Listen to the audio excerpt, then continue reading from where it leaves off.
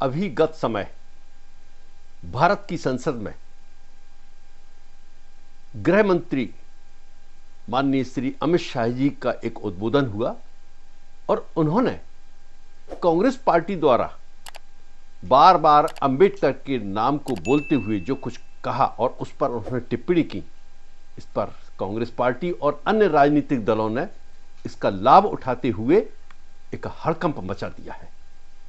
अभी परसों की बात है कि वहां धक्का मुक्की में 2 सांसद भाजपा के घायल भी हो गए। इसी विषय पर मैं कुछ कहना चाहता हूं। नमस्कार, मैं राजेंद्र तिवारी यहां गत 48 वर्षों से वकालत कर रहा हूं। मेरा मूल जो चिंतन है वो अध्यात्म की तरफ अधिक है। मैं लेखक भी हूं और मेरे अनेक सैकड़ों आर्टिकल्स अखबारों में प्रकाशित हो चुके हैं, 2 पुस्तकें भी प्रकाशित हो चुकी हैं। इस विषय पर मैं अपने कुछ विचार व्यक्त करना चाहता हूं। डॉक्टर भीमराव अंबेडकर का नाम भारत के प्रजातंत्र में हमेशा स्वर्ण अक्षरों के रूप में याद किया जाता रहेगा। हिंदू समाज में छुआछूत व अस्पृश्यता की कुरीतियों को समाप्त करने के लिए उन्होंने एक आवाज बुलंद की थी। वह पुस्तकें पढ़ने के शौकीन थे। उनके पास 35,000 पुस्तकें थीं। वह किसी भी प्रकार के नशा करने से दूर थे और पान तक नहीं खाते थे।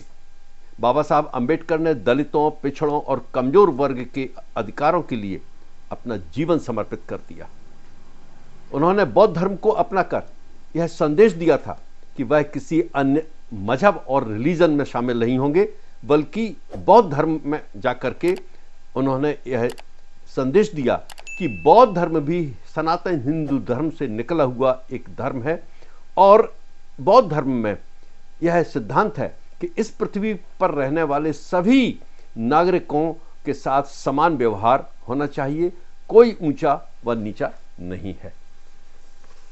भारत की स्वतंत्रता के साथ ही भारतीय संविधान के निर्माण का कार्य प्रारंभ हुआ था और इसका मसौदा तैयार करने के लिए एक संविधान सभा का गठन किया गया था, जिसके अध्यक्ष डॉक्टर बाबा साहब अंबेडकर को नियुक्त किया गया था।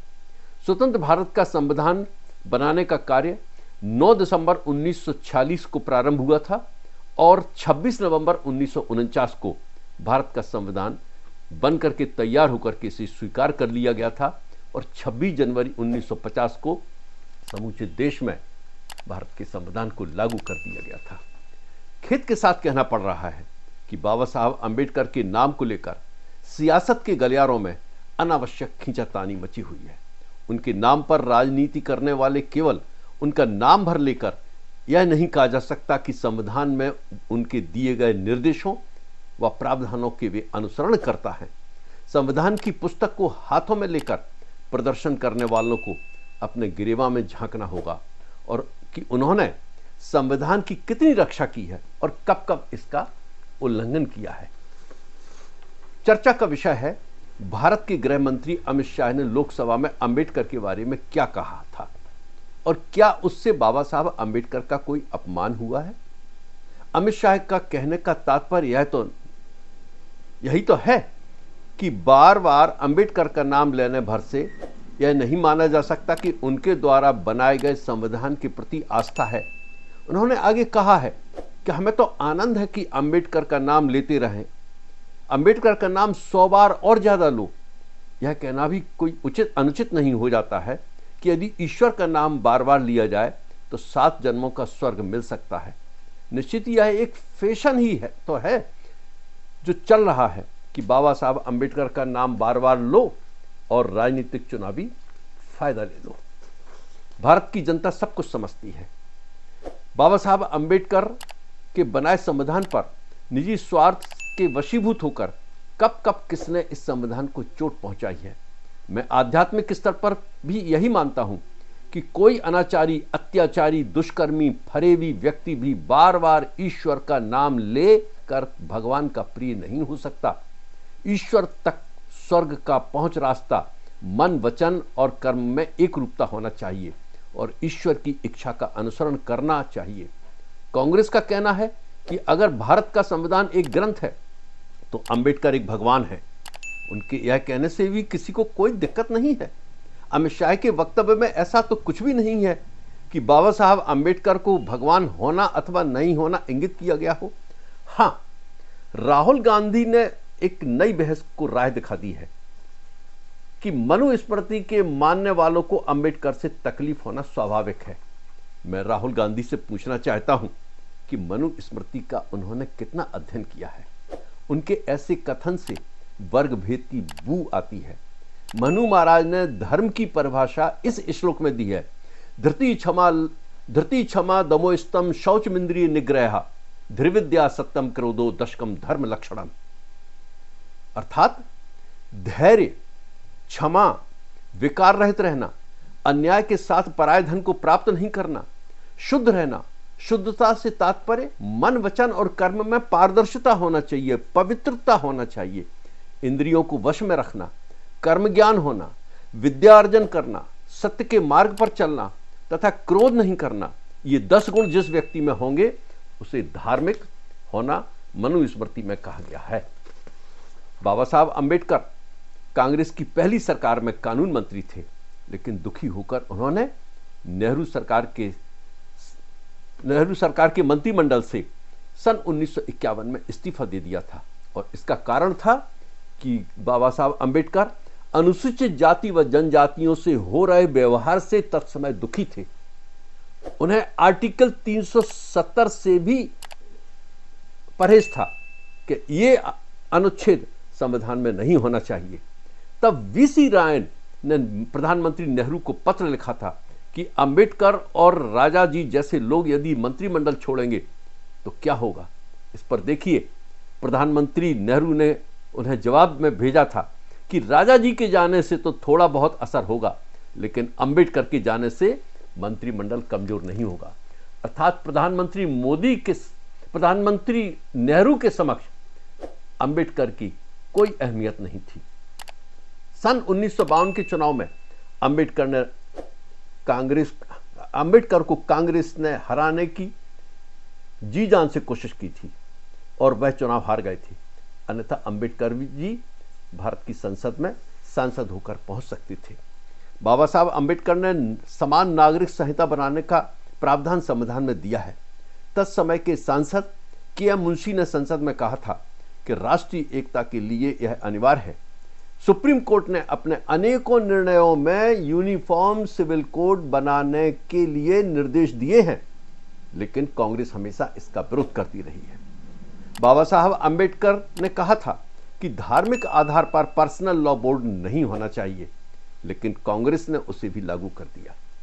संविधान निर्माताओं ने माना था कि भारत की एकता व अखंडता को देखते हुए धर्म के आधार पर आरक्षण नहीं होना चाहिए, लेकिन कांग्रेस धर्म के आधार पर आरक्षण का पाप करते हुए संविधान विरोधी कार्य करती रही है। प्रधानमंत्री चंद्रशेखर सरकार के में यह तय हुआ था कि अंबेडकर इंटरनेशनल सेंटर दिल्ली में जनपद के पास बनाया जाए, लेकिन उनके जाने के बाद आज फिर नहीं बनाया गया और मोदी सरकार ने 2015 में अंबेडकर इंटरनेशनल सेंटर दिल्ली में बनवाया। अटल जी की सरकार में यह तय हुआ था कि अलीपुर रोड पर बाबा साहेब अंबेडकर का स्मारक बनाया जाए। उसके बाद मनमोहन सिंह सरकार ने 10 वर्षों तक नहीं बनाया और फिर मोदी सरकार ने उसी स्थान पर बाबा साहब अंबेडकर का मेमोरियल बनाया। बाबा साहब अंबेडकर की जन्म शताब्दी के समय मध्य प्रदेश में महू में पटवा सरकार के समय एक स्मारक का निर्माण कराया गया था। अंबेडकर जी को भारत रत्न कभी भी कांग्रेस सरकार के समय नहीं दिया गया। भारत की स्वतंत्रता के पश्चात 1947 से 1952 के मध्यकाल में भारत की सरकार एक चुनी हुई सरकार नहीं थी। व्यवस्थाओं व तंत्र को स्थापित करने के लिए एक काम चलाऊ सरकार बना दी गई थी और जवाहरलाल नेहरू को भारत के प्रधानमंत्री पद पर थोप दिया गया था, क्योंकि एक मत से सभी लोग वल्लभ भाई पटेल को प्रधानमंत्री बनाना चाहते थे, लेकिन महात्मा गांधी की जिद ने देश की दिशा ही बदल दी थी। उसी समय जवाहरलाल नेहरू ने भारत के सभी मुख्यमंत्रियों को पत्र लिखे थे कि यदि संविधान हमारे रास्ते में अड़ंगा बनता है तो हर हाल में संविधान में संशोधन करना चाहिए। नेहरू की इस सोच पर तत्समय के राष्ट्रपति डॉक्टर राजेंद्र प्रसाद ने भी आपत्ति प्रकट की थी। कांग्रेस ने अपनी सत्ता बनाए रखने के लिए अपने कार्यकाल में 75 बार संविधान संशोधन किए। संविधान में 10 वर्ष तक के लिए बाबा साहब डॉक्टर भीमराव अंबेडकर ने यह सोचते हुए आरक्षण की अवधि निर्धारित की थी कि इतने समय में तो दलितों का उत्थान हो जाएगा, लेकिन कांग्रेस सर्वाधिक समय सत्ता में रही और दलितों का उत्थान नहीं हो पाया। इस कारण आरक्षण का स्वरूप विराट ही होता जा रहा है। सुप्रीम कोर्ट का कहना था कि भारत की संसद को नागरिकों के मौलिक अधिकारों को छीनने का काम अथवा उन्हें कम करने की शक्ति का अधिकार नहीं है। तब 1971 में इंदिरा गांधी सरकार ने संविधान के किसी भी अनुच्छेद में संशोधन करने का और न्यायालय को उस पर विचार करने का अधिकार छीनने का संशोधन किया था। इंदिरा गांधी के चुनाव को इलाहाबाद हाई कोर्ट ने जब अवैध घोषित करने का निर्णय किया था तो प्रधानमंत्री की कुर्सी पर बने रहने के लिए संपूर्ण देश में उन्होंने इमरजेंसी लगा दी थी। देश के नेताओं को जेलों में डाल दिया गया था। मीसा का कानून लागू कर अदालतों के दरवाजे बंद कर दिए गए थे। मीडिया पर समाचार प्रतिबंधित थे। मेरे दाऊ स्वर्गीय श्री राम रतन जी तिवारी ग्वालियर विभाग संचालक को केवल इसलिए जेल में बंद कर दिया गया था कि वह राष्ट्रीय स्वयंसेवक संघ के विभाग संचालक ग्वालियर विभाग के थे। भारत के संविधान में अनुच्छेद 35A बिना संसद में पास कराए संशोधन करते हुए कांग्रेस ने जोड़ा था। सन 1975 में 39वां संविधान संशोधन कर राष्ट्रपति, उपराष्ट्रपति, प्रधानमंत्री के किसी भी निर्णय के खिलाफ न्यायालय में जाने के लिए प्रतिबंधित करने का संशोधन भी कांग्रेस ने किया था। सुप्रीम कोर्ट के चीफ जस्टिस की नियुक्ति वरिष्ठता के क्रम में होती है, ऐसा प्रावधान है संविधान में, परंतु सन 1973 में 3 वरिष्ठ न्यायाधीश शेलाट, हेगड़े व ग्रोवर के स्थान पर सुपरसीड करते हुए A.N. रे को चीफ जस्टिस इंदिरा गांधी ने नियुक्त किया था। इसी प्रकार जस्टिस H.R. खन्ना, जो कि वरिष्ठता के क्रम में सर्वोच्च थे, उन्हें चीफ जस्टिस सुप्रीम कोर्ट का नहीं बनाया था। अर्थात जो भी कांग्रेस या नेहरू गांधी परिवार के खिलाफ फैसला देगा उसे काम नहीं करने दिया जाएगा। यह परंपरा कांग्रेस में रही है।